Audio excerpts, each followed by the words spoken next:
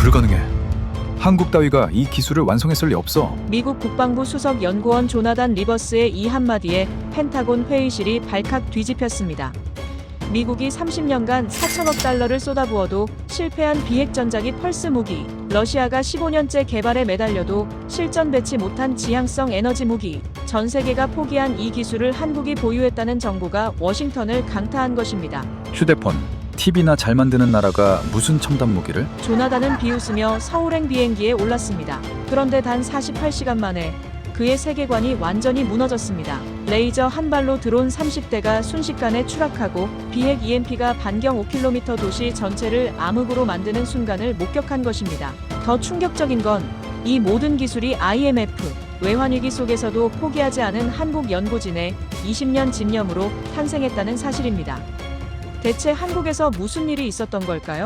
지금부터 미국을 충격에 빠뜨린 그 전말을 낱낱이 공개합니다. 저는 인천공항에 발을 디딘 순간부터 이미 결론을 내려놓은 상태였습니다. 워싱턴 DC에서 13시간을 날아온 이 먼 여정이 사실은 형식적인 절차에 불과하다는 걸 알고 있었죠.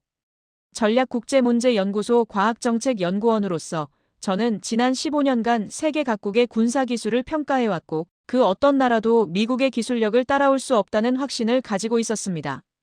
한국이라는 나라에 대한 저의 인식은 명확했어요. 삼성 갤럭시 스마트폰, LG 텔레비전, 현대 자동차. 소비재를 잘 만드는 나라. 그게 전부였습니다. 군사기술? 그건 미국과 러시아, 기껏해야 중국 정도나 논할 수 있는 영역이죠. 한국이 비핵 첨단 전력 기술을 실전 배치했다는 보고서를 처음 받았을 때 저는 웃음이 나왔어요.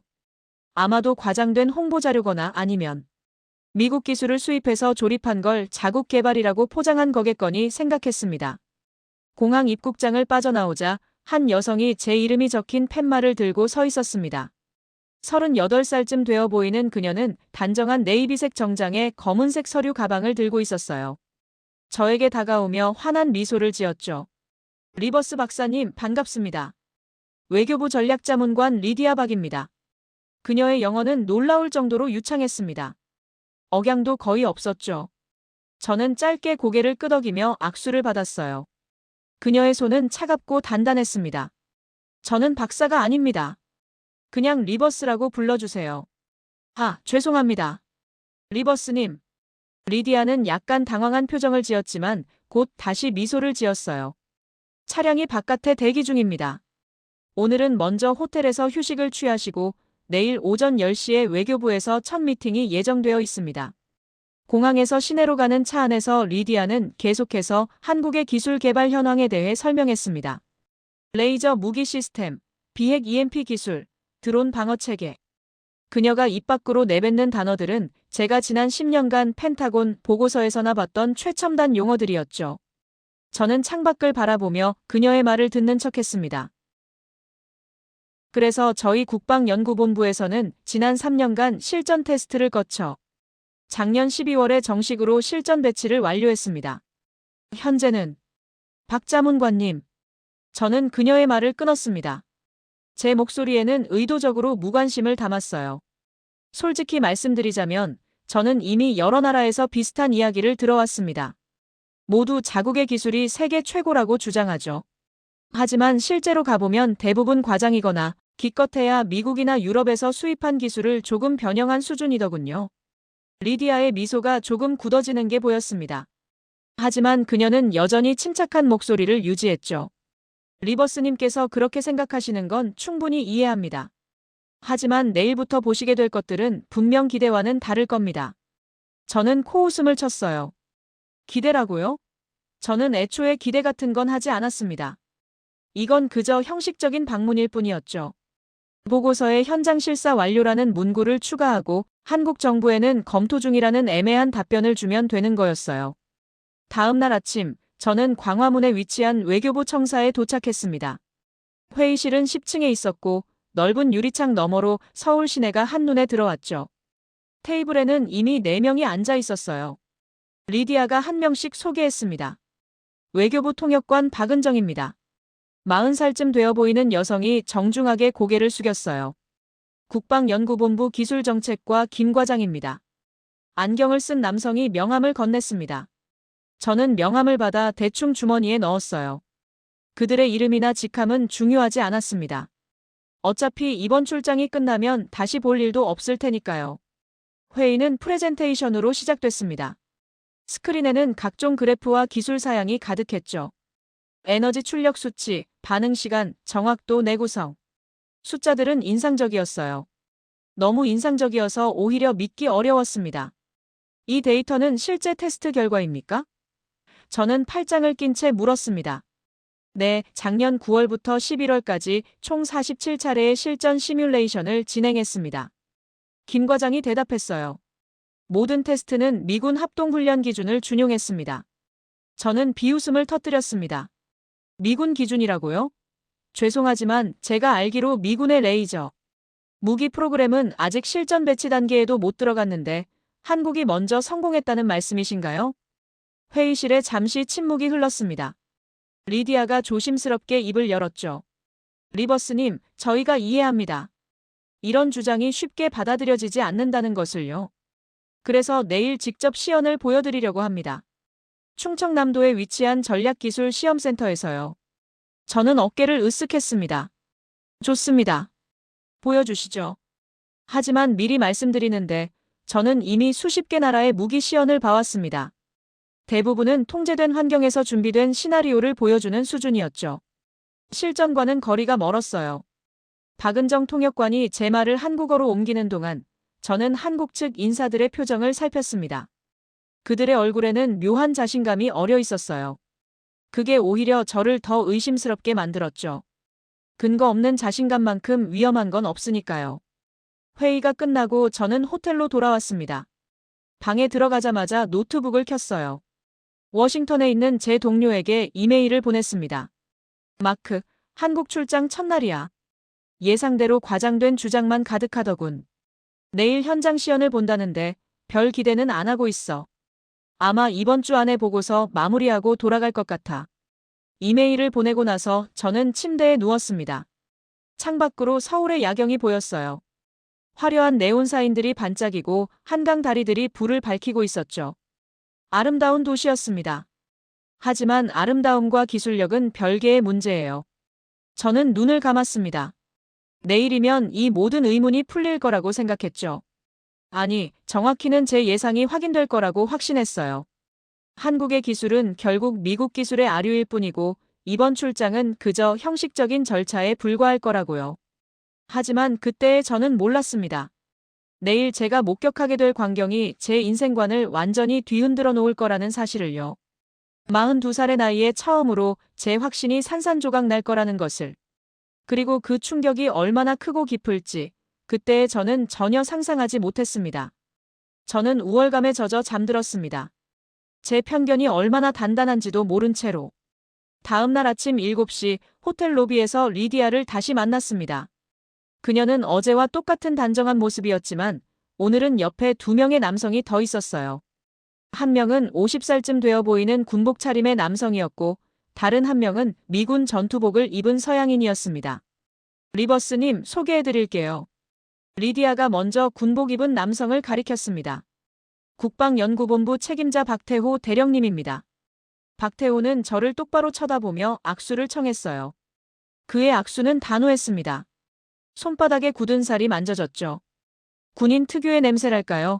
그는 말하기 전부터 이미 무언가 다른 분위기를 풍기고 있었습니다. 만나서 반갑습니다, 리버스님. 태호의 영어는 유창하진 않았지만 명확했어요. 오늘 보시게 될 것들이 리버스님의 예상을 뒤집을 겁니다. 저는 웃음을 참으며 고개를 끄덕였습니다. 예상을 뒤집는다고요? 지난 15년간 제 예상이 틀린 적은 거의 없었어요. 그리고 이쪽은 주한미군 정보장교 마이클 헤이즈 소령입니다. 리디아가 미군 장교를 소개했죠. 마이클은 친근하게 미소 지으며 손을 내밀었습니다. 조나단, 오랜만이네. 작년 서울 안보포럼에서 봤었지? 아, 맞아요. 저는 그제야 그를 기억했습니다. 헤이즈 소령, 그때 한반도 안보 세션에서 발표하셨죠. 오늘 옵저버 자격으로 동행하게 됐어. 솔직히 나도 궁금하더라고. 한국 애들이 뭘 만들었는지. 그의 말투에서 약간의 회의적인 뉘앙스가 느껴졌습니다. 저와 비슷한 생각인 것 같았어요. 그게 오히려 저를 안심시켰죠. 역시 현장 경험이 많은 군인도 같은 생각이구나 하고요. 차는 서울을 벗어나 남쪽으로 향했습니다. 고속도로를 1시간쯤 달리자 주변 풍경이 산과 들판으로 바뀌었어요. 차 안에서 태우가 태블릿을 꺼내 들었습니다. 리버스님, 가는 동안 간단히 설명드리겠습니다. 태우는 화면을 제게 보여줬어요.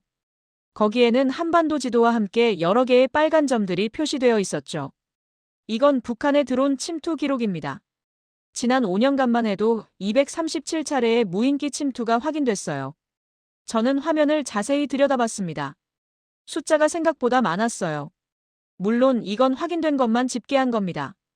태우가 덧붙였습니다. 실제로는 훨씬 더 많을 거예요. 우리는 휴전선에서 불과 40km 떨어진 곳에 수도가 있습니다. 드론 한 대가 심장부까지 도달하는 데 걸리는 시간은 10분도 안 돼요. 저는 팔짱을 꼈습니다. 그래서 레이저 무기를 개발했다는 건가요? 정확합니다. 태우의 눈빛이 진지해졌어요. 미사일로 드론을 격추하는 건 비효율적이죠. 한 발에 수억 원짜리 미사일로 수십만 원짜리 드론을 맞춘다. 경제적으로 말이 안 됩니다. 게다가 동시다발적으로 수백 대가 몰려오면 대응 자체가 불가능해요. 저는 고개를 끄덕였습니다. 이론적으로는 맞는 말이었어요. 실제로 미국 국방부도 같은 문제를 고민하고 있었죠. 하지만 이론과 실제 개발은 완전히 다른 문제입니다. 하지만 레이저 무기는 아직 기술적 한계가 많지 않습니까? 제가 반문했어요. 날씨에 영향을 받고 에너지 소모가 크고 무엇보다 목표물을 정확히 추적하는 게 어렵죠. 미국도 아직 실전 배치를 못하고 있는 이유가 그겁니다. 태오는 잠시 침묵했습니다. 그리고는 의미심장한 미소를 지었어요. 맞습니다. 미국이 못하고 있는 이유가 그거죠. 하지만 그는 잠시 말을 멈췄다가 다시 입을 열었습니다. 우리는 다른 방식으로 접근했어요. 다른 방식이요? 미국은 완벽한 시스템을 만들려고 하죠. 모든 기상 조건에서, 모든 거리에서, 모든 종류의 목표물에 대응할 수 있는. 하지만 우리는 달랐습니다. 우리에게 필요한 건 완벽한 무기가 아니라 한반도 환경에 최적화된 무기였어요. 저는 미간을 찌푸렸습니다. 그의 말에는 묘한 논리가 있었어요. 처음으로 제 머릿속에 작은 물음표가 생기기 시작했죠. 태오는 계속 설명을 이어갔습니다. 한반도의 기후 패턴, 지형적 특성, 예상되는 위협의 종류와 규모. 우리는 이 모든 변수를 10년 넘게 연구했습니다. 그리고 우리에게 꼭 필요한 기능만 극대화시켰죠. 마이클이 끼어들었습니다. 그렇다 해도 레이저의 출력 문제는 어떻게 해결했어? 드론을 무력화시키려면 최소 30kW는 필요한데 그 정도 에너지를 안정적으로 공급하는 게 50kW입니다. 태오가 잘라 말했어요. 뭐라고요? 마이클의 눈이 커졌습니다. 우리 시스템은 50kW 출력으로 작동합니다. 그리고 연속 사격 시 2분 동안 출력 저하 없이 유지됩니다. 차 안에 잠깐 침묵이 흘렀습니다. 저는 무의식 중에 몸을 앞으로 기울이고 있었어요. 50kW라고요? 그것도 연속 2분? 그건 미군이 목표로 하는 수치였습니다. 아직 달성하지 못한. 어떻게? 제가 말을 시작했지만 태오가 손을 들어 제지했습니다. 지금 말씀드리는 것보다 직접 보시는 게 나을 겁니다. 1시간 후면 도착합니다. 저는 창밖을 바라봤습니다. 마음 한구석에서 뭔가 불편한 감정이 올라오고 있었어요. 불안이었을까요? 아니면 호기심이었을까요? 저는 확신할 수 없었습니다. 하지만 분명한 건 태호의 말투에는 거짓이 느껴지지 않았다는 거예요. 과장도 아니었습니다. 그는 그저 사실을 담담하게 말하고 있을 뿐이었죠. 마이클이 작은 목소리로 제게 말했습니다. 조나단, 나도 이번이 처음이야. 솔직히 반신반의하고 있어. 하지만 저 사람 눈빛 봤어? 뭔가 있긴 있는 것 같아. 저는 대답하지 않았습니다. 대답할 수가 없었어요.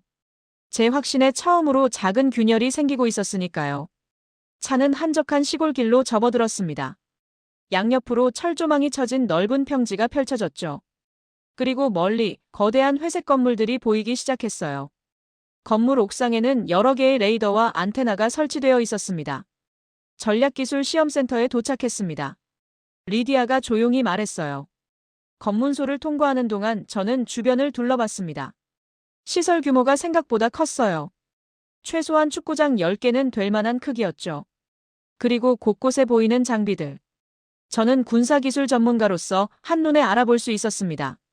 저것들은 단순한 전시용이 아니라 실제로 작동하는 시스템이었어요. 차에서 내리자 태호가 우리를 건물 입구로 안내했습니다. 문을 열고 들어서는 순간 저는 숨을 삼켰어요. 복도 벽면에는 각종 기술 도면과 테스트 사진들이 빼곡하게 붙어 있었습니다. 그리고 그 사진들 속에는 분명히 무언가가 작동하고 있는 모습들이 담겨 있었죠. 태호가 멈춰서서 저를 돌아봤습니다. 리버스님, 제가 한 가지만 말씀드리겠습니다. 오늘 보시게 될 것은 프로토타입이 아닙니다. 이미 실전 배치가 완료된 작동 중인 시스템이에요. 저는 그의 눈을 똑바로 바라봤습니다. 그 눈에는 거짓이 없었어요. 과장도 없었습니다. 오직 사실만이 있었죠. 그리고 그 순간 저는 깨달았습니다. 어쩌면 제가 완전히 잘못 생각하고 있었을지도 모른다는 것을. 15년간 쌓아온 제 확신이 어쩌면 단지 오만에 불과했을지도 모른다는 것을요. 제 손바닥에 땀이 맺히기 시작했습니다. 건물 안으로 들어가자 복도 끝에서 한 남성이 우리를 향해 걸어왔습니다. 흰색 실험복을 입은 그는 55세쯤 되어 보였고 두꺼운 안경 너머로 날카로운 눈빛이 느껴졌어요. 손에는 태블릿을 들고 있었죠. ADD 수석 과학자 김선우 박사님입니다. 태호가 소개했습니다. 선우는 저를 보자마자 밝게 웃으며 손을 내밀었어요. 조나단 리버스님, 오랜 여정 끝에 오셨군요. 오늘 준비한 걸 보시면 아마 놀라실 겁니다. 저는 억지로 미소를 지으며 악수를 받았습니다. 놀랄 거라고요? 저는 이미 수없이 많은 무기 시연을 봐왔어요. 대부분은 실망스러웠죠. 보여주시죠, 박사님. 저는 현실적인 사람입니다. 데이터로 말씀해 주시면 됩니다. 선우의 미소가 더 깊어졌습니다. 데이터는 충분히 보셨을 겁니다. 오늘은 직접 눈으로 확인하시는 날이죠. 우리는 복도를 따라 걸었어요. 지나가는 연구원들이 우리를 보며 고개를 숙였습니다. 엘리베이터를 타고 옥상으로 올라갔죠. 문이 열리자 탁 트인 하늘이 펼쳐졌습니다. 옥상 한쪽에는 거대한 금속 구조물이 설치되어 있었어요. 사각형 플랫폼 위에 원통형 장치가 여러 개 배치되어 있었죠. 각 장치에서는 미세한 윙윙거리는 소리가 들렸습니다. 냉각 시스템이 작동하는 소리였어요. 저게 레이저 시스템입니까? 마이클이 물었습니다. 정확합니다. 선우가 대답했어요. 블록 D 시리즈 레이저 방어 시스템입니다. 각 유닛이 독립적으로 작동하면서 동시에 네트워크로 연결되어 있죠. 하나가 고장 나도 나머지가 계속 작동합니다. 저는 장치에 다가갔습니다. 외관은 생각보다 깔끔했어요. 과시용 디자인이 아니라 실용성에 초점을 맞춘 느낌이었죠. 표면에는 미세한 흠집과 사용 흔적이 보였습니다. 새 장비가 아니라는 뜻이에요. 이미 여러 번 사용된 장비였죠. 테스트는 얼마나 했습니까? 제가 물었습니다. 지난 2년간 312회 실사격을 진행했습니다. 선우가 즉답했어요. 성공률은 98.4%입니다. 저는 속으로 계산을 했습니다. 312회면 거의 이틀에 한 번 꼴이네요. 그 정도면 단순한 실험이 아니라 실전 검증 수준이었습니다. 이때 한 여성이 옥상으로 올라왔어요. 34살쯤 되어 보이는 그녀는 카메라를 목에 걸고 있었죠. 국방 전문 기자 윤지아입니다. 그녀가 명함을 건넸어요. 오늘 시연 취재 허가를 받았습니다. 저는 고개를 끄덕였습니다. 기자까지 부른 거네요. 자신감의 표현일까요? 아니면 그냥 홍보용일까요? 선우가 손뼉을 쳤습니다. 자, 그럼 시작하겠습니다. 저쪽 모니터를 봐주세요. 옥상 한쪽에 설치된 대형 모니터에 화면이 켜졌어요. 하늘을 보여주는 실시간 영상이었죠. 화면 구석에는 각종 수치들이 표시되어 있었습니다. 풍속, 기온, 습도, 가시거리. 오늘은 조건이 좋은 편입니다. 선우가 설명했어요. 풍속 초속 3m, 맑은 날씨. 하지만 우리 시스템은 초속 15m, 안개 낀 날씨에서도 작동합니다. 저는 팔짱을 꼈습니다. 말은 쉽죠. 하지만 실제로 그런지는 두고 봐야 할 문제였어요. 목표물은 상업용 드론을 개조한 겁니다. 태호가 말했습니다. 크기는 가로 세로 50cm, 무게 2kg. 북한이 실제로 사용하는 정찰 드론과 유사한 스펙이죠. 선우가 무전기를 들었습니다. 통제소, 표적 발진 준비. 무전기에서 답이 왔어요. 이해했습니다. 30초 후 발진합니다. 저는 하늘을 올려다봤습니다. 아무것도 보이지 않았어요. 그저 푸른 하늘만이 펼쳐져 있었죠. 표적 발진. 무전기 소리가 울렸습니다. 처음에는 아무 일도 일어나지 않는 것 같았어요. 그런데 10초쯤 지났을 때 모니터 화면에 작은 점들이 나타나기 시작했습니다. 하나, 둘, 셋. 점점 더 많아졌어요. 저는 숨을 죽이고 화면을 응시했습니다. 표적 30대, 거리 5km. 선우가 차분하게 말했어요. 접근 속도 시속 60km. 30대요? 한 번에? 저는 무의식 중에 몸을 앞으로 기울였습니다. 모니터 속 점들이 점점 커졌어요. 그리고 곧 육안으로도 보이기 시작했죠. 하늘의 작은 점들이 일정한 간격을 유지하며 날아오고 있었습니다. 마치 새떼처럼 움직였어요. 거리 3km. 선우의 목소리는 여전히 침착했습니다. 시스템 가동. 갑자기 레이저 장치들이 움직이기 시작했어요. 부드럽지만 정확하게 각 유닛이 서로 다른 방향을 향했죠. 윙윙거리는 소리가 조금 더 커졌습니다. 목표 포착 완료. 선우가 말했어요. 사격 준비. 저는 손에 땀이 차는 걸 느꼈습니다. 이건 그냥 시연이 아니었어요. 뭔가 다른 게 일어날 것 같은 느낌이 들었죠. 사격 개시. 그리고 그 순간이 왔습니다. 아무 소리도 들리지 않았어요. 폭발도 없었고 연기도 없었습니다. 그저 침묵만이 흘렀죠. 하지만 하늘에서는 믿을 수 없는 일이 벌어지고 있었습니다. 드론들이 하나씩, 둘씩 떨어지기 시작했어요. 마치 실이 끊긴 꼭두각시처럼. 날개가 멈추고 균형을 잃고 그대로 추락했습니다. 첫 번째 드론이 떨어지고 2초도 안 돼서 두 번째가 떨어졌죠. 세 번째, 네 번째, 다섯 번째. 저는 입을 벌린 채 하늘을 바라봤습니다. 말문이 막혔어요. 드론들이 계속해서 떨어지고 있었습니다. 10대, 15대, 20대. 마치 보이지 않는 손이 하늘에서 하나씩 집어서 내던지는 것 같았어요. 이게 대체. 마이클의 목소리가 떨렸습니다. 거리 1km. 선우는 여전히 침착했어요. 잔여 표적 5대. 레이저 장치들이 다시 움직였습니다. 그리고 남은 5대도 차례로 추락했죠.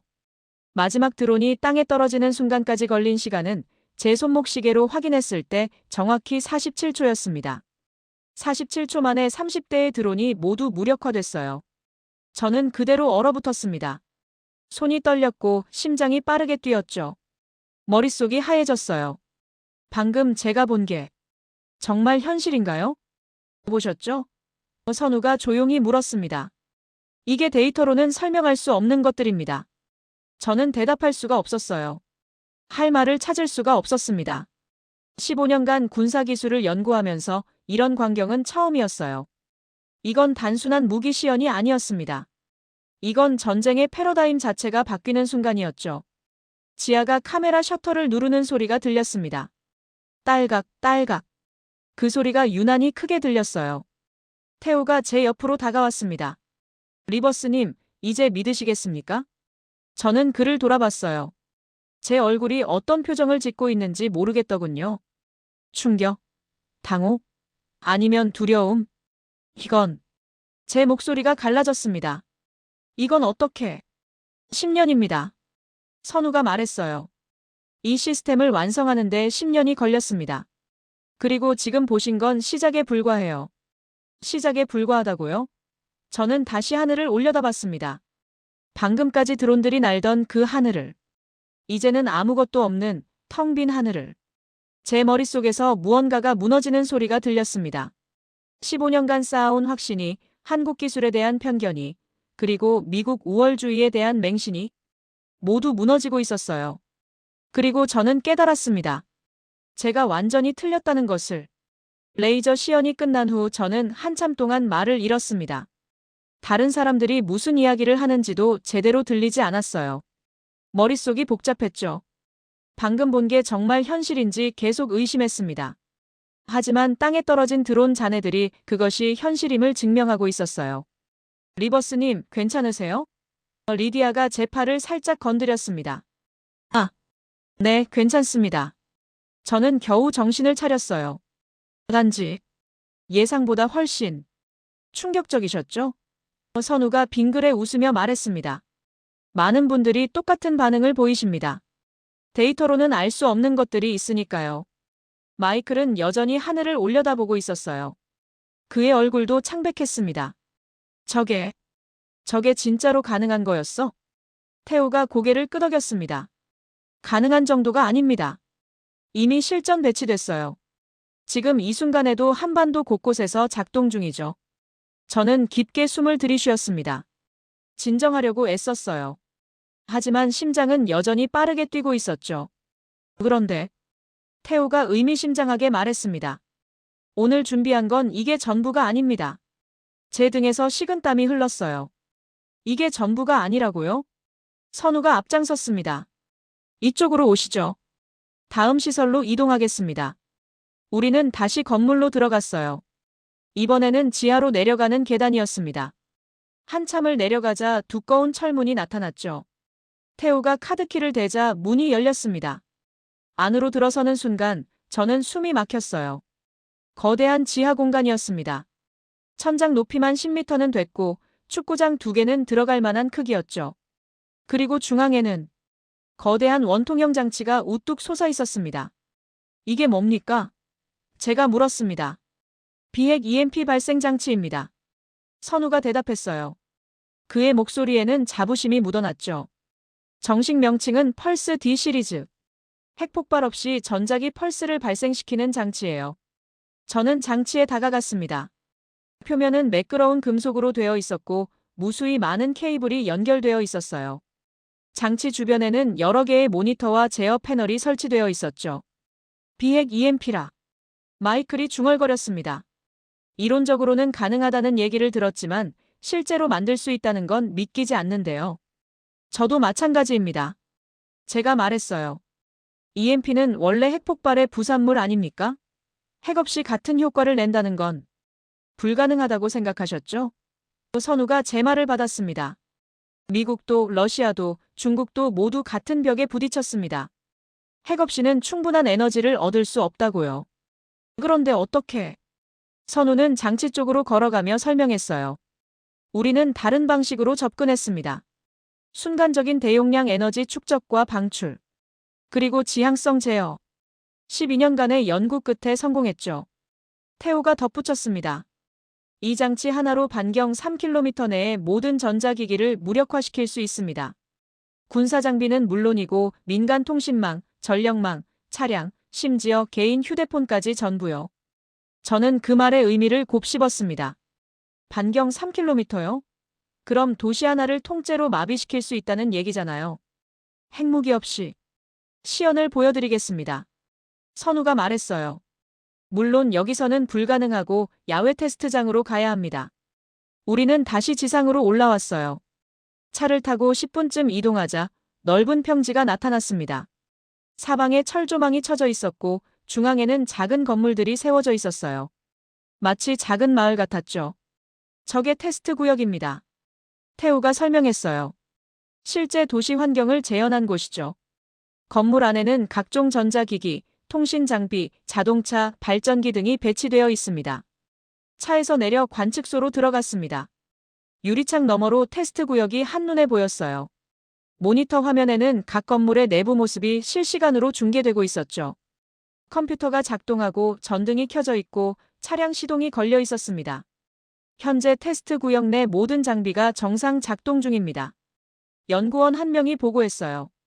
발전기 3대, 차량 5대, 통신 장비 12대, 기타 전자기기 63개 모두 가동 중이죠. 선우가 제 옆에 섰습니다. 리버스님, 이제 뭘 보시게 될지 아시겠죠? 저는 대답하지 못했어요. 심장이 두근거렸습니다. 무서웠죠. 이 기술이 뜻하는 바가 너무나 명확했으니까요. EMP 발생 장치 가동 준비. 선우가 명령했습니다. 연구원들이 분주하게 움직였어요. 키보드를 두드리고 스위치를 확인하고 수치를 점검했죠. 출력 70%로 설정. 선우가 말했습니다. 풀파워는 위험하니까요. 70%만으로도 충분하다는 건가요? 저는 손에 땀이 차는 걸 느꼈습니다.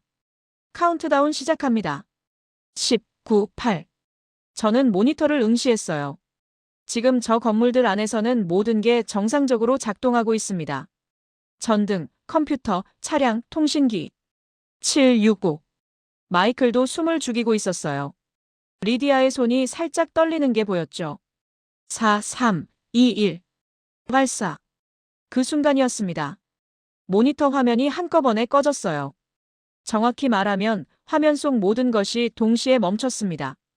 컴퓨터 모니터가 깜빡이더니 꺼졌고, 전등이 꺼졌고, 차량이 멈췄죠. 1초도 안 걸렸어요. 모든 게 순식간에 죽었습니다. 전자기 펄스 발생 확인. 연구원이 보고했습니다. 테스트 구역 내 모든 전자기기 작동 정지. 저는 말문이 막혔어요. 화면을 통해 본 광경은 말로 표현할 수가 없었습니다. 1초 전까지 정상적으로 작동하던 도시가 단 1초 만에 완전히 죽어버렸어요. 복구 가능성은 어떻습니까? 마이클이 떨리는 목소리로 물었습니다. 불가능합니다. 선우가 단호하게 말했어요. 저 안의 전자기기들은 이제 고철 덩어리예요. 수리할 수 없습니다. 전부 교체해야 하죠. 저는 다리에 힘이 빠지는 걸 느꼈습니다. 이건 단순한 무기가 아니었어요. 이건 문명 자체를 파괴하는 도구였습니다. 핵무기처럼 방사능을 퍼뜨리거나 건물을 부수지 않아요. 하지만 더 무서운 게 보이지 않는 곳에서 모든 것을 죽인다는 거죠. 상상해보세요. 테오가 조용히 말했습니다. 이게 실전에서 사용된다면 어떻게 될까요? 적의 수도에서 이 장치를 터뜨리면 통신도, 전기도, 교통도 아무것도 작동하지 않습니다.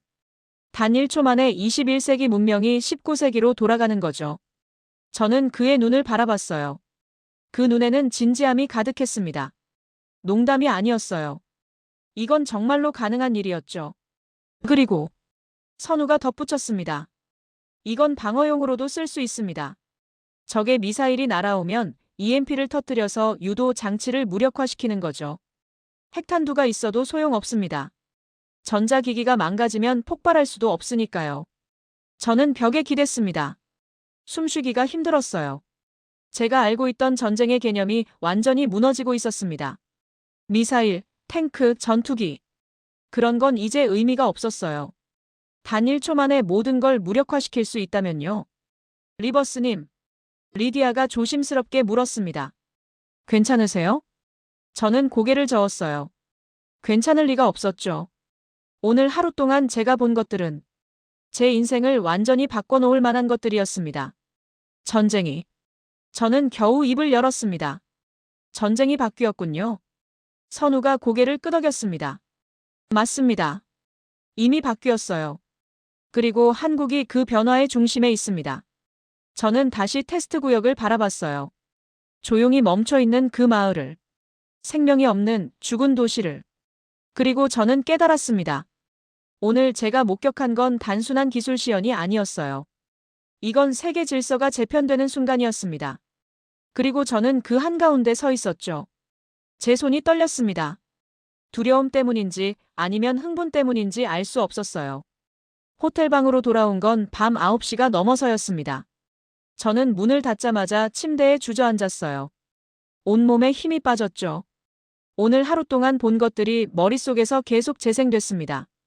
떨어지는 드론들, 꺼지는 전등들, 죽어가는 도시. 샤워를 하고 나왔지만 정신은 여전히 혼란스러웠어요. 거울 속 제 얼굴은 낯설었습니다. 42살 남자의 얼굴이 아니라 뭔가에 얻어맞은 사람 같았죠. 노트북을 켰습니다. 워싱턴의 동료 마크에게서 이메일이 와 있었어요. 조나단, 상황이 어때? 한국 기술이 정말 그렇게 대단한가? 여기 펜타곤 사람들이 궁금해하던데. 빨리 답 좀 줘. 저는 키보드에 손을 올렸지만 타이핑을 할 수가 없었어요. 뭐라고 써야 할까요? 마크, 내가 완전히 틀렸어. 한국 기술은 상상을 초월해라고. 아니면 세계가 바뀌었어. 우리가 알던 전쟁의 개념은 끝났어라고. 그때 전화벨이 울렸습니다. 화면을 보니 미국 번호였어요. 워싱턴 DC. 저는 전화를 받았습니다. 여보세요? 조나단 리버스. 낯선 남자의 목소리였습니다. 차갑고 날카로웠죠. 나는 MTA 부사장 에릭 칼버트야. 제 등에서 식은땀이 흘렀어요. MTA, 미국 최대 방산업체 중 하나였습니다. 그리고 칼버트는 업계에서 모르는 사람이 없는 실세였죠. 칼버트 부사장님, 어떻게? 자네 한국 갔다는 얘기 들었네. 그의 목소리는 무뚝뚝했어요. 오늘 뭘 봤는지 궁금하군. 저는 침을 삼켰습니다. 그게 어떻게 아셨습니까? 자네가 어디 가는지 뭘 하는지 다 알고 있네. 그게 내 일이니까. 칼버트가 냉소적으로 웃었어요.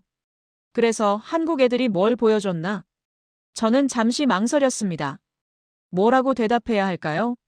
레이저 무기 시스템과 비핵 EMP 장치를 봤습니다. 그래서 칼버트의 목소리가 날카로워졌어요. 어땠나? 솔직히 인상적이었습니다. 예상보다 훨씬. 조나단. 칼버트가 제 말을 끊었습니다. 그의 목소리는 차갑게 식어 있었죠. 자네 지금 뭐 하는 건가? 무슨 말씀이신지. 한국 기술이 대단하다는 소리를 하려는 건가? 자네가. 칼버트가 비웃었어요. 15년간 우리 회사 컨설팅 해준 사람이 말이야. 저는 입이 마르는 걸 느꼈습니다. 맞아요. 저는 지난 10년간 MTA의 자문 역할을 해왔습니다. 그들에게서 상당한 컨설팅 비용을 받았죠. 들어봐, 조나단. 칼버트의 목소리가 낮아졌어요. 위협적이었습니다. 한국 기술이 뭐가 어떻든 그건 중요하지 않아. 중요한 건 자네가 어떤 보고서를 쓰느냐는 거지. 무슨 뜻입니까? 한국 기술을 과대평가하지 말라는 얘기야. 칼버트가 또박또박 말했어요. 그들이 뭘 보여줬든 그건 통제된 환경에서 준비된 시나리오일 뿐이야. 실전에서는 얼마나 작동할지 알 수 없다고 써. 알겠나? 제 심장이 빠르게 뛰었습니다. 하지만 제가 본 건 자네가 뭘 봤는지는 나도 알아. 칼버트가 차갑게 말했어요. 하지만 생각해봐. 만약 자네가 한국 기술이 세계 최고라고 보고하면 어떻게 될까? 펜타곤은 혼란에 빠질 거고 의회는 우리 방산 예산을 재검토할 거야. 그리고 자네는. 그가 잠시 멈췄습니다. 자네 경력은 끝이야. 저는 아무 말도 할 수 없었어요. 목구멍에서 말이 나오지 않았습니다. 조나단, 자네 똑똑한 사람이야. 칼버트가 계속 말했습니다. 15년간 쌓아온 명성이 있지. 그런데 왜 한국 때문에 그걸 망치려고 하나? 생각 좀 해봐. 저는 진실을 써야 합니다. 제 목소리가 떨렸어요. 진실? 칼버트가 웃었습니다. 섬뜩한 웃음이었죠. 자네가 생각하는 진실이 뭔데? 한국이 미국보다 앞서 있다는 거. 그게 말이 되나? 저는 입술을 깨물었습니다. 분노가 치밀어 올랐어요. 하지만 동시에 두려움도 느껴졌죠. 들어봐, 조나단. 칼버트의 목소리가 부드러워졌습니다. 하지만 그 부드러움이 오히려 더 위협적이었어요. 나는 자네 편이야. 자네가 올바른 선택을 하길 바랄 뿐이지. 한국 기술은 흥미롭다, 주목할 만하다, 이 정도로 써. 하지만 미국을 뛰어넘었다는 식으로는 쓰지 마. 알겠나? 만약. 저는 겨우 입을 열었습니다. 만약 제가 제 생각대로 쓴다면요? 전화기 너머로 침묵이 흘렀어요. 길고 무거운 침묵이었습니다. 그럼 유감이겠군. 칼버트가 차갑게 말했어요. 자네는 다시는 워싱턴에서 일하지 못할 거야. 그 누구도 자네를 고용하지 않을 걸세. 내가 보장하지. 전화가 끊겼습니다.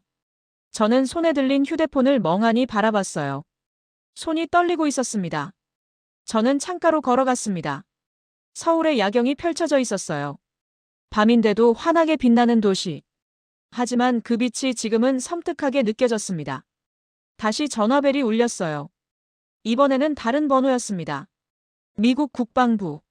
저는 떨리는 손으로 전화를 받았습니다. 리버스, 도널드 웨버야. 국방부 기술정책국 고위관의 목소리였어요. 상황 파악했나? 웨버 국장님. 칼버트한테 전화 왔지? 웨버가 무뚝뚝하게 말했습니다. 그 사람 말 듣지 마. 하지만 나도 한 가지 분명히 해둘 게 있어. 무엇입니까? 자네 보고서는 신중해야 해. 웨버가 또박또박 말했어요. 한국 기술을 평가하되 미국 정책에 혼란을 주지 않는 선에서 해야 한다는 거지. 이해하나? 저는 침묵했습니다. 조나단. 웨버의 목소리가 진지해졌어요. 자네는 정부자문연구원이야. 자네 개인의 의견보다 국가 안보가 우선이라는 걸 알겠지? 하지만 제가 본 건 명백히. 명백한 게 뭔가? 웨버가 날카롭게 물었습니다. 한국이 레이저 쏘는 거 봤다고? EMP 터뜨리는 거 봤다고? 그게 전부인가? 실전 검증은? 장기 신뢰성은? 대량 생산 가능성은? 저는 할 말을 잃었어요. 웨버의 말도 일리가 있었습니다. 저는 단 하루 동안 시험만 본 거예요. 실전 데이터는 확인하지 못했죠. 냉정하게 생각해봐. 웨버가 말했습니다. 자네가 무슨 보고서를 쓰든 그건 자네 인생을 바꿀 거야. 신중하게 선택하라고. 전화가 끊겼습니다. 저는 다시 혼자 남았어요. 저는 침대에 앉아 머리를 감싸 쥐었습니다. 머릿속이 복잡했어요. 칼버트의 위협, 웨버의 경고, 그리고 오늘 본 그 광경들.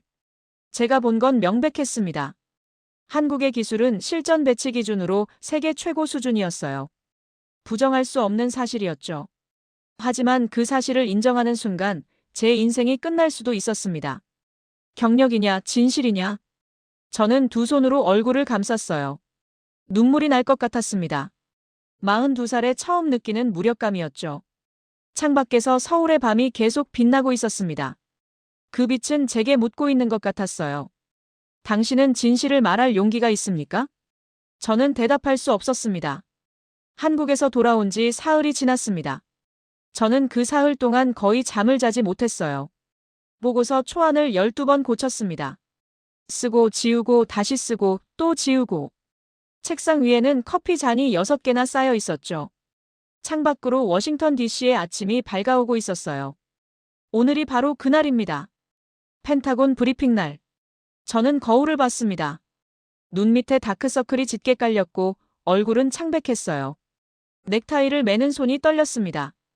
두려웠죠. 이 브리핑이 끝나면 제 인생이 어떻게 될지 알 수 없었으니까요.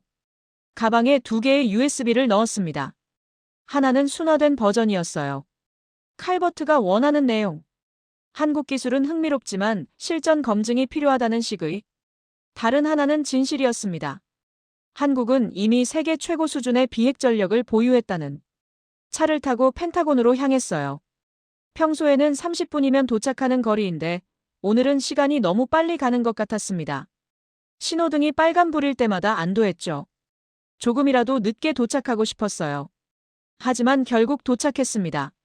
거대한 펜타곤 건물이 눈앞에 우뚝 섰어요.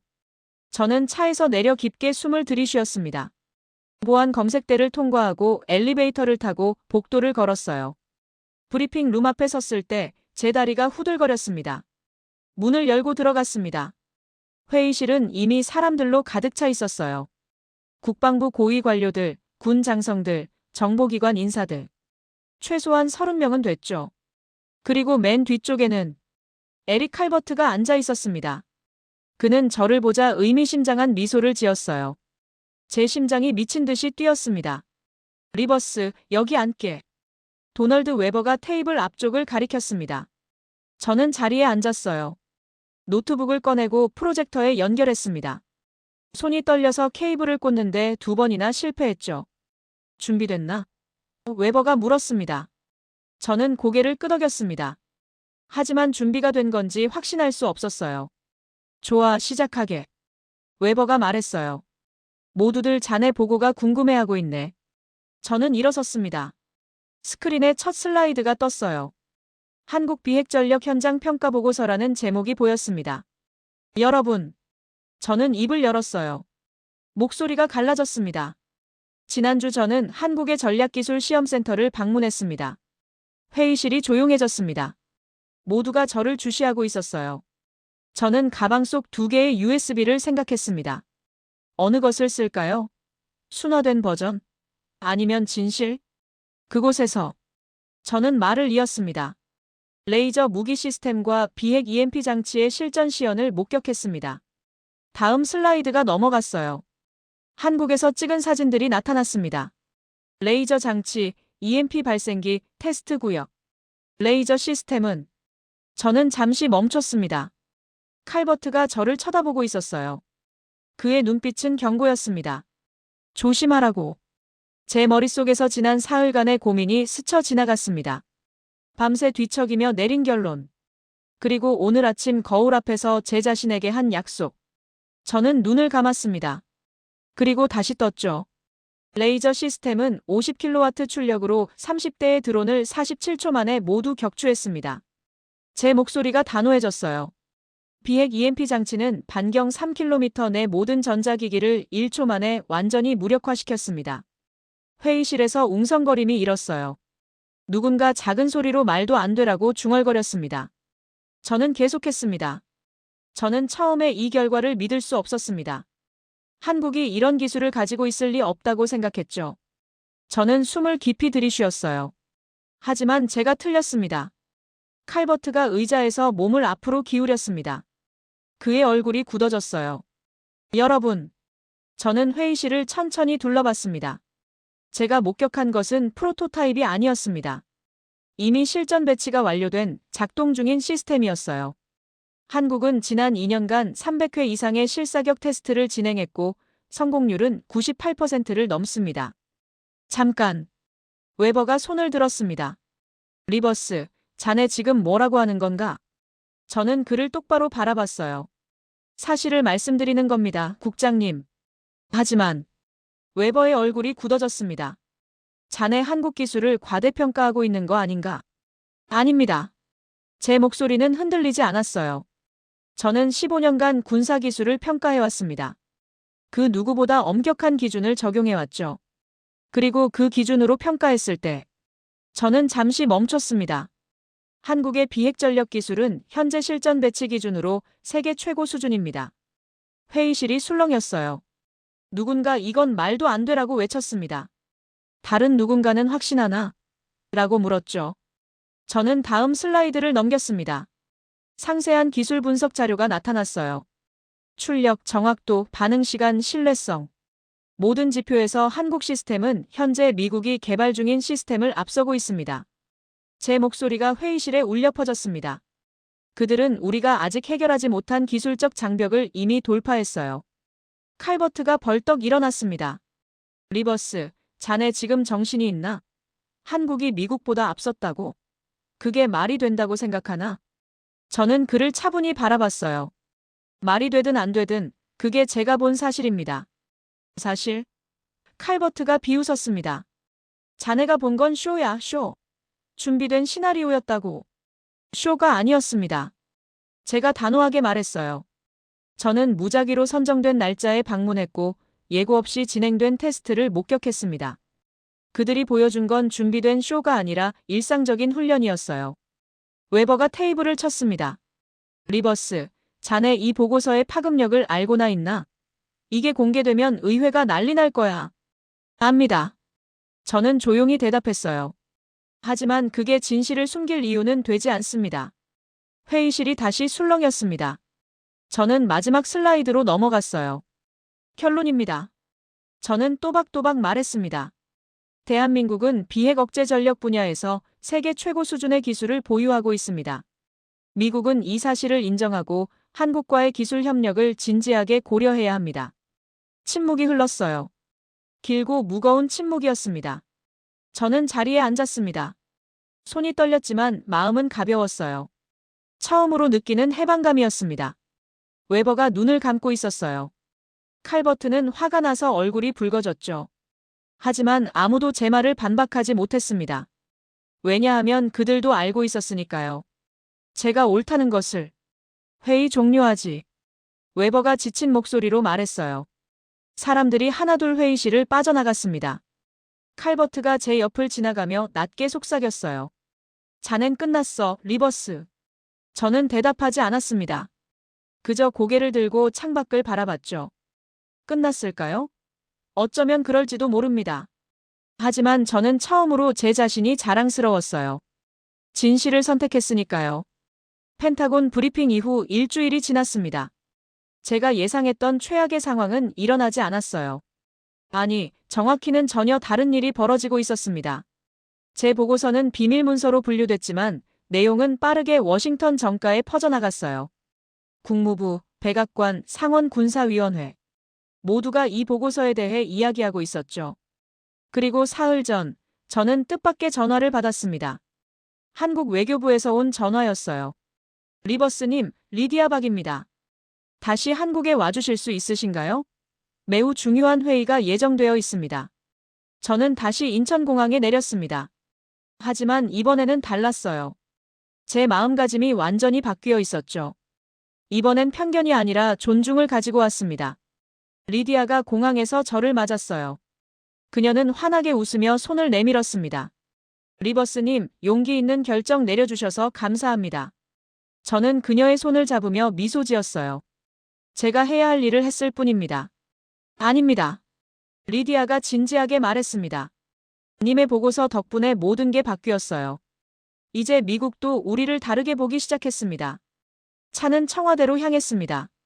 청와대요. 제가 대통령 집무실이 있는 곳에 간다는 게 믿기지 않았어요. 오늘은 어떤 회의인가요? 제가 물었습니다. 한미전략기술협력회의입니다.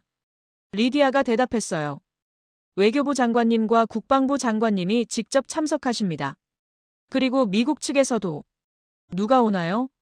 상원군사위원회 로버트 스톤 보좌관이 오십니다. 그리고 리디아가 잠시 멈췄습니다. 도널드 웨버 국장님도 오세요.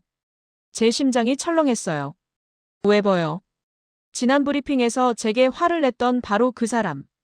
청와대에 도착했습니다. 보안 검색을 통과하고 안내를 받아 회의실로 향했죠. 문을 열고 들어서는 순간 저는 숨을 죽였어요. 커다란 원탁 테이블에 여러 사람이 앉아 있었습니다. 한국 측에는 정장을 입은 분들이, 미국 측에는 웨버와 스톤이 앉아 있었어요. 그리고 테이블 상석에는 두 분이 앉아 계셨습니다. 외교부 장관 조현입니다. 60대 초반으로 보이는 여성이 일어나 저를 향해 고개를 숙였어요. 그녀의 눈빛은 날카로웠지만 따뜻했습니다. 국방부 장관 안규백입니다. 그 옆에 앉은 60대 중반의 남성이 악수를 청했어요. 군인 출신이라는 게 한눈에 보였죠. 저는 황급히 인사를 받았습니다. 대한민국 장관급 인사들 앞이라니. 긴장감이 온몸을 휘감았어요. 앉으시죠. 조현 장관이 부드럽게 말했습니다. 회의가 시작됐어요. 조현 장관이 먼저 입을 열었습니다. 오늘 이 자리는 매우 중요한 의미를 가집니다. 리버스님의 용기 있는 보고 덕분에 한미 양국이 새로운 협력의 장을 열 수 있게 됐습니다. 웨버가 불편한 표정으로 몸을 움직였어요. 하지만 아무 말도 하지 않았죠. 안규백 장관이 말을 이었습니다. 우리 대한민국은 지난 20년간 비핵 전력 기술에 모든 것을 쏟아부었습니다. 왜냐하면 그는 잠시 멈췄습니다. 우리에겐 선택지가 없었으니까요. 저는 그의 눈을 바라봤어요.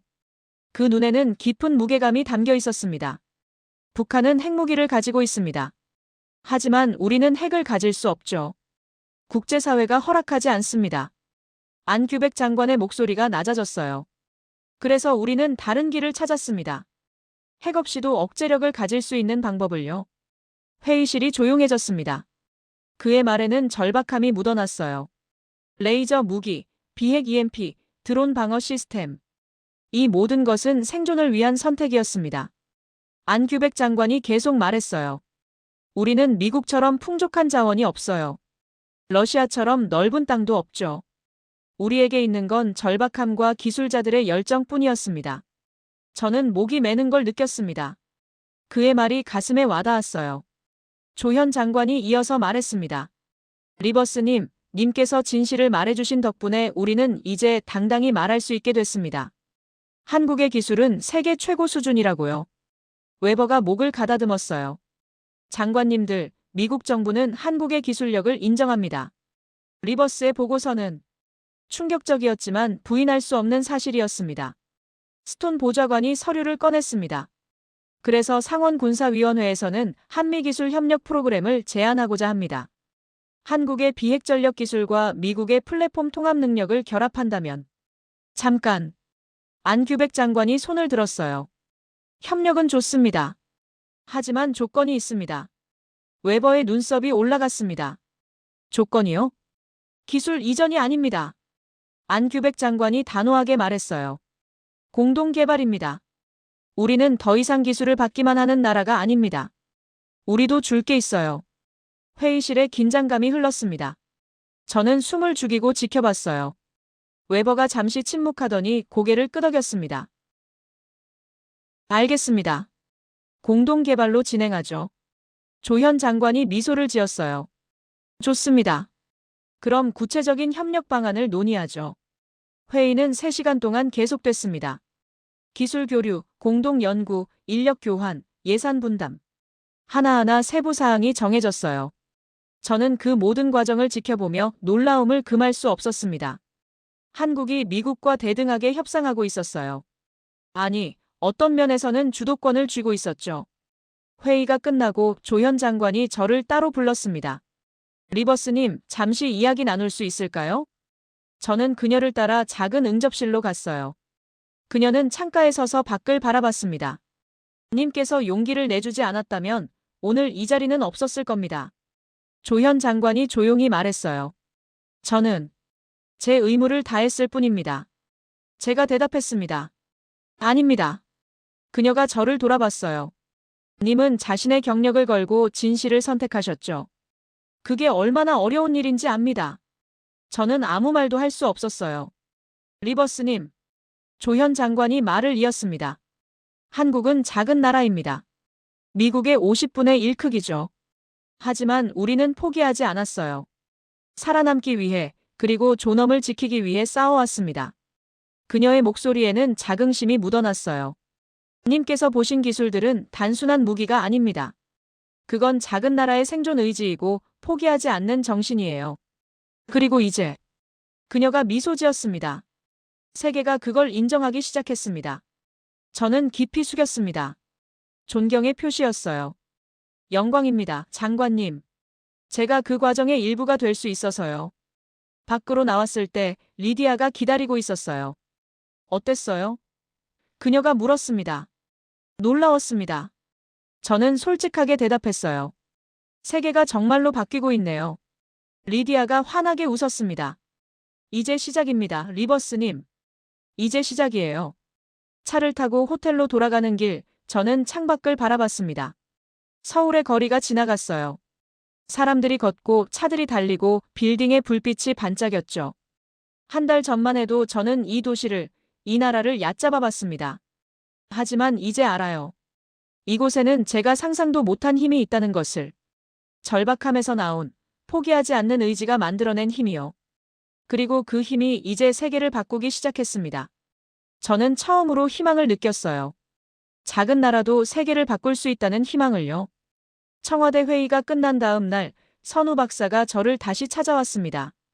리버스님, 오늘 시간 있으세요? 보여드리고 싶은 게 있습니다. 저는 고개를 끄덕였어요. 물론입니다.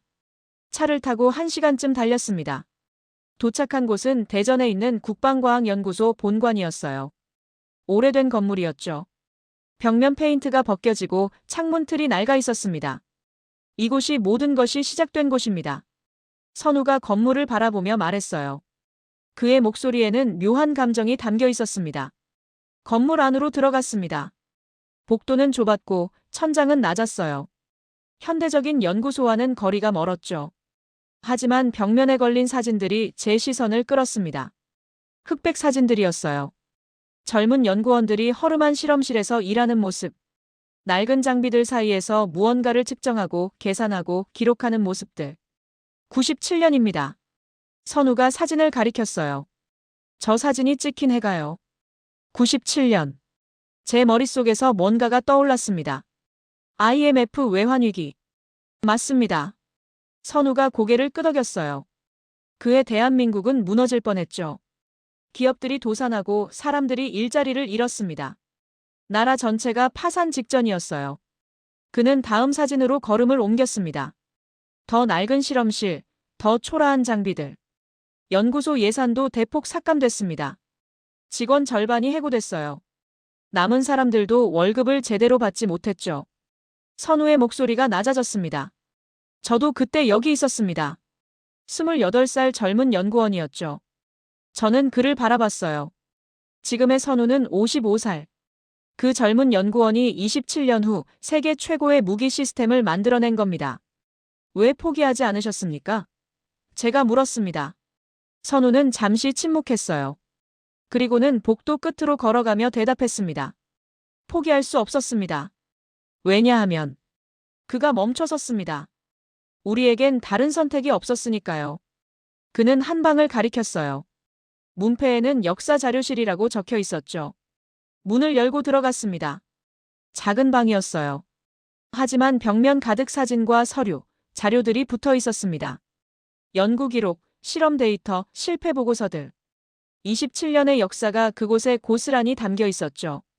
태호 대령이 방 안에서 우리를 기다리고 있었습니다.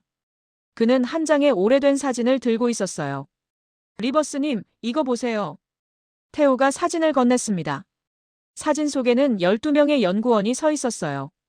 모두 젊었고 눈빛은 반짝였지만 옷차림은 초라했습니다. 그들 뒤로 보이는 실험실은 지금 제가 본 첨단 시설과는 비교할 수 없을 만큼 낡았죠. 98년 1월에 찍은 사진입니다. 태호가 말했어요. 이 12명이 레이저 무기 프로젝트를 시작한 최초의 팀이죠. 저는 사진을 자세히 들여다봤습니다.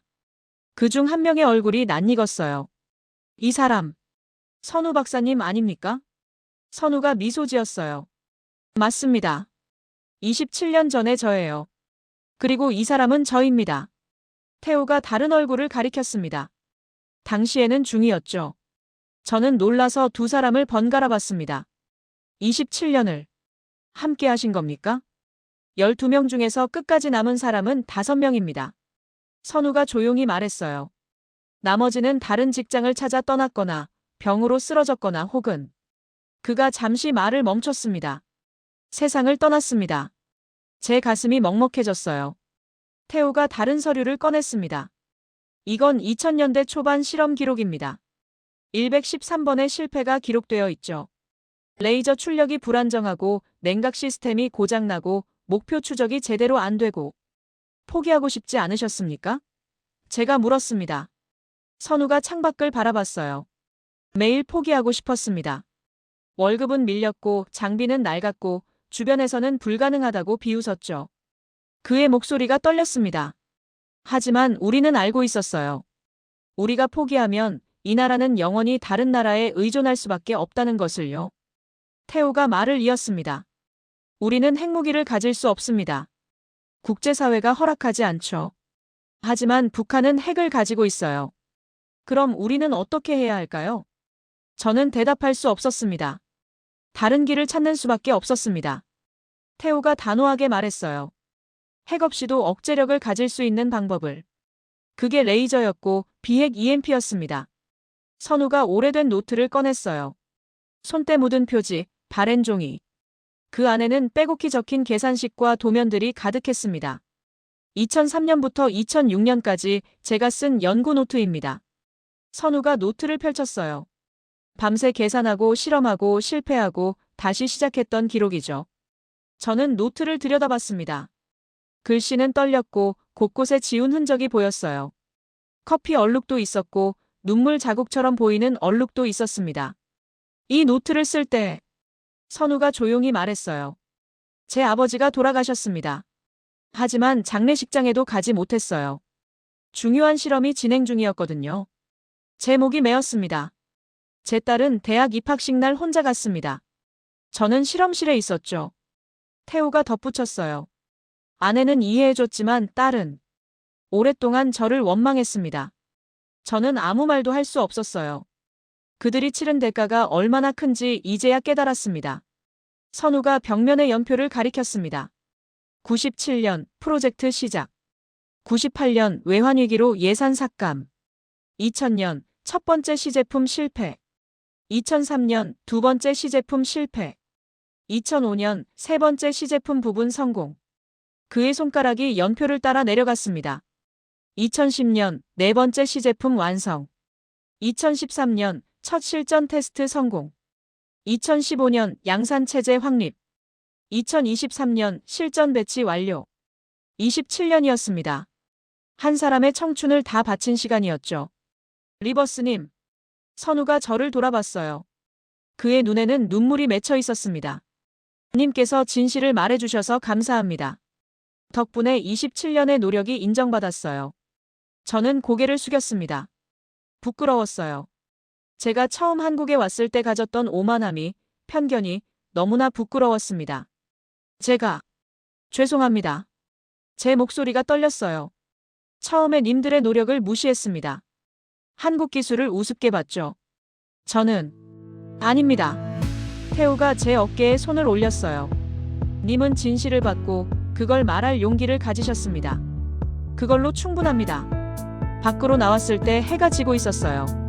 노을이 하늘을 붉게 물들이고 있었습니다. 리버스님, 선우가 말했어요. 우리는 작은 나라입니다. 자원도 없고 땅도 좁죠. 하지만 우리에겐 있습니다. 무엇이 있습니까? 제가 물었습니다. 포기하지 않는 의지요. 선우가 미소 지었어요. 그리고 존엄을 지키려는 열망. 그게 우리를 여기까지 오게 했습니다.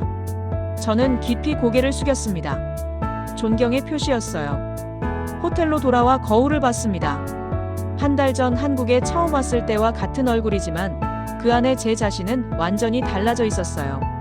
노트북을 열어 마크에게 이메일을 썼습니다. 마크, 나는 한국에서 많은 것을 배웠어. 기술이 단순히 돈과 자원의 문제가 아니라는 것을. 절박함과 의지가 만들어내는 힘이 얼마나 대단한지도 알게 됐지. 나는 15년간 세계를 돌아다니며 군사기술을 평가해왔어. 하지만 이번만큼 감동받은 적은 없었어. 한국은 단순히 좋은 무기를 만든 게 아니야. 그들은 존엄을 지키기 위해 싸웠고 이겼어. 그리고 나는 그 과정의 일부가 될 수 있어서 영광이야. 이메일을 보내고 창밖을 바라봤습니다. 서울의 밤이 다시 빛나고 있었어요. 한 달 전, 저는 이 빛을 그저 화려한 소비 도시의 불빛으로만 봤습니다. 하지만 이제는 알아요. 이 빛 하나하나가 누군가의 노력이고 땀이고 포기하지 않은 의지라는 것을. 제 인생에서 가장 큰 교훈을 얻었습니다. 편견은 진실을 가리고 오만은 배움을 막는다는 것을요. 한국이라는 나라는 저에게 그것을 가르쳐줬습니다. 그리고 저는 이제 확신합니다. 작은 나라도 세계를 바꿀 수 있다는 것을. 절박함으로 단련된 기술과 신념이 편견에 갇힌 세계를 흔들 수 있다는 것을요. 저는 완전히 바뀐 사람이 되어 미국으로 돌아갈 것입니다. 그리고 앞으로 제가 만나는 모든 사람에게 말할 겁니다. 한국을 우습게 보지 마세요. 그들은 존엄을 가진 나라입니다.